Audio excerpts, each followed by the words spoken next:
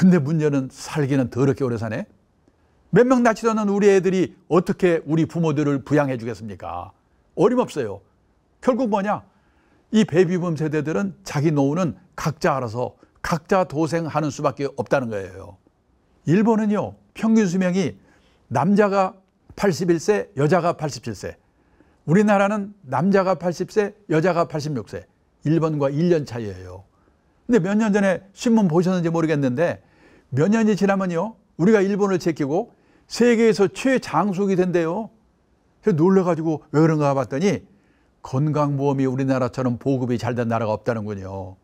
이번 코로나 때문에 우리나라 건강보험제도가 얼마나 좋은지 다 아시게 되셨잖아요. 몇 년 전부터요, 미국, 캐나다 이민 갔던 노인분들이 돌아오는 분이 많은데 왜 돌아왔냐고 물어보면 건강보험 때문에 돌아왔다는 분이 많아요. 캐나다는 거의 다 무료에 가까운데, 공짜에 가까운데 문제는 순서가 안 와. 백도 못 써.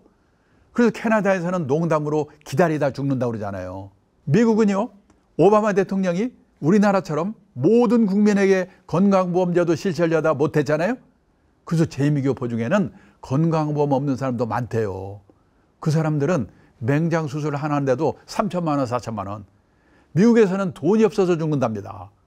근데 우리나라는요, 제가 얼마 전에 이 통풍이 와가지고 병원에 갔더니 진료비가 1,500원, 약값 5일간 처방전마다 약방 갔더니 약값이 1,000원. 왜 이렇게 싸요? 그랬더니 65세 이상은 다 이렇게 싸대 그냥. 그 덕에 우리가 세계에서 제일 오래 산대요. 좋은 건지 나쁜 건지 잘 모르겠는데. 여기요, 고려대학교에 박유성 교수님이 연구해서 발표한 건데요. 1980년생 이분들 중에서 100살까지 생존할 확률이 남자는 20.2%, 여자는 21.9%, 거의 5명 중에 1명은 100살까지 사는 거예요. 우리가 노후 설계를 할 때는요, 20% 생존 확률 예상하고 노후 준비를 해야 되거든요. 그리고요, 1980년생 중에 중위 사망 연령이 몇 살이냐? 남자는 92세, 여자는 94세예요. 그러니까 이 강의 들으시는 분들은 교통사고만 안 당하면 다 100살이다. 이러고 준비를 해야 된다는 거예요. 근데요, 아까 혼자 되면 노후 파산의 가능성이 커진다고 그랬는데 지금 우리나라가 일본보다 더 빠른 속도로 싱글의 시대가 오고 있어요. 혼자 사는 노후가 보편화된 시대에. 여기 보시면요, 2018년에 우리나라 남성들 중에 부인이 먼저 떠나고 혼자 된 분이 3만 명 정도 생겼어요. 여성분들은 남편 먼저 떠나고 혼자 된 분이 9만 9천 명. 대개 남편이 먼저 떠나잖아요. 그런데요, 남성분들은 부인 먼저 떠난 뒤에 혼자 남아서 9년에서 10년쯤 살다 세상 뜨는데 여성분들은 15년에서 16년 사모님들 징그럽게 혼자 남아 살아야 돼요. 이게 싫으면 어떻게 하면 되는가? 연하의 남자와 결혼하면 됩니다. 그래서요, 작년에 결혼하는 백상 중에서 초혼인 경우에는 19쌍이 연하의 남자와 결혼했다는 거예요. 요즘 젊은 여성들은 다 통박 있는 거죠. 몇 년 전인가 축구선수 기성용, 한혜진 결혼한 거 보셨죠? 8년 연합니다. 그렇게 했어야 돼요. 그래서 제가 어디 회사 가서 강의할 때요, 여성분들한테 그러죠. 젊은 여성분들한테 혼자 사는 기간을 줄이려면은 회사에서 남편을 찾지 말고 경기고등학교나 서울고등학교 앞에서 찾아야 된다고 제가 우스갯소리로 그렇게 이야기하고 있어요. 이 혼자 사는 기간이 이렇게 긴 거예요. 아니면 준비를 단단히 하든지. 예. 그 다음에요, 요즘 문제가 또 뭐냐?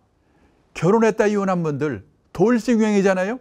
결혼했다 이혼한 분이 1970년대만 해도 연평균 15,000건 정도밖에 없었는데 2019년에는 11만 800건. 엄청나게 늘었어요. 옛날에 우리 어머니 세대들은요, 결혼해서 실망을 하면 팔자라고 생각하고 희망을 버렸는데 요즘 여성들은 결혼해서 실망을 하면 남편을 버린답니다. 근데 옛날에는요, 결혼해서 4년 이내에 아이고 실수했구나, 이 신혼이혼의 비율이 제일 높았거든요. 근데 2019년에는 결혼해서 20년 이상 된 소위 말하는 중년 황혼연의 비율이 1990년에는 5%밖에 안 됐는데 2019년에는 35%, 작년 2020년에는 37%나 됐다고 하더라고요. 지금요, 혼인 기간별로 볼 때 비율이 제일 높은 게 중년 황혼연이에요. 이웃나라 일본하고 비교해 보면은 저는 일본이 황혼연이 더 많은 줄 알았거든요. 2000년 전후에서요, 일본에서 나리다 이혼이라고 그래가지고 이 막내 아들이 결혼해가지고 나리다 공항에서 신혼여행 떠나고 나면 이혼을 선고하는 거예요. 그런 게 유행이라고 해서 저는 황혼이혼 비율이 일본이 무지하게 높은 나라인 줄 알았어요. 우리나라가 훨씬 높습니다. 제가 숫자로는 말씀 못 드리지만은. 그러니까 이걸 조심해야 돼요. 그래서요, 일본은 65세 이상 노인 중에서 혼자 사는 노인, 독거노인이 630만 명, 전체 노인의 18%. 우리나라는요, 혼자 사는 노인의 숫자는 아직은 159만 명. 왜? 일본이 우리의 인구가 2.4배거든요. 노인 비율이 우리의 2배 가까이 돼요. 그래서요, 숫자는 159만 명밖에 안 되는데 퍼센트로는 19.6%. 5분 중에 한 분이 혼자 살아요. 혼자 사는 노인의 비율은 우리가 일본보다 높거든요. 근데 지금 우리나라는 5,100만 인구 중에서 65세 이상 노인 비율이 16%, 일본은 29%, 2배 가까이 돼요. 저 잘 나가던 일본이 20년 넘게 맥을 못 쓴 큰 이유 중에 하나가 노인 비율이 높아서 그런 거거든요. 근데 우리도 앞으로 10몇 년 지나면 지금 일본처럼 초고령 사회가 될 거예요. 그때 가면 우리나라도 혼자 사는 노인의 숫자가 얼마나 많아지겠는가. 요즘 젊은 분들이 결혼들을 안 하잖아요. 50살까지 결혼 한 번도 안 하는 사람을 뭐라고 하냐면 생애비혼, 평생면이라고 그러거든요. 1980년도만 해도 남자가 0.4%, 여자가 0.3%. 그때는 결혼 안 한 사람이 거의 없었거든요. 근데 2015년에는 남자가 10.9%, 여자가 5%로 늘어났어요. 이거 5년마다 발표거든요. 작년 통계 곧 발표되면 엄청 높아졌을 거예요. 근데 놀란 건요, 이웃나라 일본입니다. 26.7%, 거의 3명 중에 하나. 여성의 17.5%가 50살까지 결혼 한 번도 안 한 사람이래요. 근데 뭐가 좋은 거라고 우리가 지금 일본을 열심히 따라가고 있거든요. 그래서 2035년이 되면 우리나라 일본 다 똑같이 남자는 30%, 여자는 20%가 결혼 한 번도 안 하고 갈 거래요. 옛날에 우리 세대는 왜 다들 결혼들을 했을까? 그때는 결혼을 하면요, 부모 밑에 있을 때보다 좋아질 확률이 높거든요. 그런데 요즘 젊은 친구들이 결혼해가지고요, 부모 밑에 있을 때보다 좋아질 확률이 거의 없거든요. 그러니까 나중에 후회하지 마시고 이놈들이 고등학교만 졸업하면 그냥 무조건 내쫓아가지고 불편하게 만들어야 돼요. 안 나가려면 돈을 받든지. 뭔가 이 특단의 조치가 없는 한 이 싱글의 시대를 지금 막을 수가 없게 됐다는 거예요. 그래서요, 가족은 해체가 되고 노인 동거, 그리고 여기서 만난 사람, 취미가 같은 사람이 오히려 가족보다 더 가까워지는 새로운 유연사회가 형성이 되고 있다는 거예요.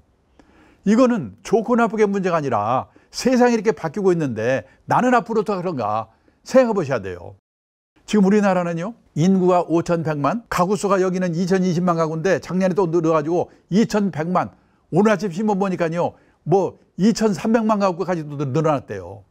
이 중에서 젊은 사람들 혼자 사는 1인 가구, 독거노인 1인 가구 합쳐가지고요, 작년 통계로는 32%. 지금 가구 원수 별로 볼 때 비율이 제일 높은 게 1인 가구예요. 근데 유럽 가면 훨씬 높거든요. 스웨덴은요, 전국 평균 57%. 수도 스톡홀름은 60%가 넘는데요. 혼자 사는 그 가구가. 온 천지가 혼자 사는 거예요. 그러면 스웨덴은 우리보다도 우울하고 불행한 나라일 것 같죠? 근데 스웨덴이 세계에서 5번째로 행복한 나라래요. 왜냐? 혼자 살더라도 연금이 발달돼 있어가지고 죽을 때까지 먹고 살 걱정은 없는 거예요. 혼자 살더라도 지역사회, 새로운 유연사회에서 외롭지 않게 행복을 찾는 방법을 미리미리 준비했기 때문에.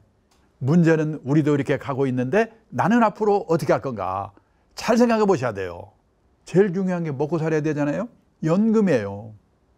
그 다음에 젊을 때 건강하던 분이 환갑 넘어가면 암, 심혈관 질환, 생각지도 않는 중대 질병에 걸리는 거예요. 그래서 환갑 되기 전에 중대 질병 보험 하나 들어두는 거. 가족이 아니더라도 새로운 유연사회에서 외롭지 않게 행복을 찾는 방법을 미리미리 준비하는 거. 혼자 살기 제일 힘든 게 뭐냐? 고독, 외로움이거든요. 어떻게 보면은 언젠가나 혼자 될 수가 있기 때문에 이 고독력을 키우는 거, 이게 또 중요한 거예요. 그다음에 대부분의 가정에서요, 남편 중심의 노후 준비를 하고 있는데 아닙니다. 남편 먼저 떠나시고 혼자 남아서 10몇 년 살아야 되는 아내분을 배려한 노후 준비를 해야 돼요. 제 아내가 어떻게 될 건가? 이게 제일 걱정이 되는 거예요, 지금. 전라도 광주에서 유명한 변호사 한 분이 80대 중반에 돌아가셨거든요. 이분은 아침에 미역국에 식사 잘 하시고 동네 다방에 가서 다방 받아 먹고 농담 따먹게 하다가 집에 와서 벽에 기대고 아이고 피곤하다 돌아가셨어요. 얼마나 행복합니까? 근데 옛날에는요, 변호사가 돌아가시고 나면 여기저기 수임료로 땅 받은 것도 있고 그래가지고 자식들이 상속 문제로 무지개 싸우거든요. 근데 그분은요, 본인 돌아가신 데 봤더니 본인 명의로 돼 있는 게 전화기 한 대밖에 없더래요. 싸울 일 없게 만들었어요. 세 받아먹는 부동산이 있는데 그거의 소유권은 자식한테 줬는데 사용권은 만화냐한테 준 거예요. 월세는 사모님 거야. 그런 식의 배려. 그 다음에요, 주거 형태의 합리적인 선택인데 한마디로 말하면 나이 들어서는요, 대형 고층 아파트를 조심하셔야 됩니다. 이건 나중에 좀 더 자세히 말씀드릴 기회가 있기 때문에 여기서는 생략하겠습니다. 그 다음에요, 가족의 해체가 일어나고 있는 한편에는 가족 회복 운동이 일어나고 있어요. 일본에서는요, 3대가 할아버지, 아들, 손자가 이 한 건물 안에 독립적으로 살 수 있도록 개축을 하면요, 세제택을 준대요. 우리도 앞으로 5년, 10년, 20년 지나서 이 베이비붐 세대가 본격적으로 다 은퇴해서 나이가 70, 80, 90 됐을 때는 우리도 사회문제가 될 거예요. 그때에 대비해서 나는 어떻게 할 건가? 혼자 남는 내 아내는 어떻게 할 건가? 이런 문제를 지금부터 미리미리 생각해 보실 필요가 있다는 겁니다. 오늘은 여기까지 끝내기로 하겠습니다. 감사합니다.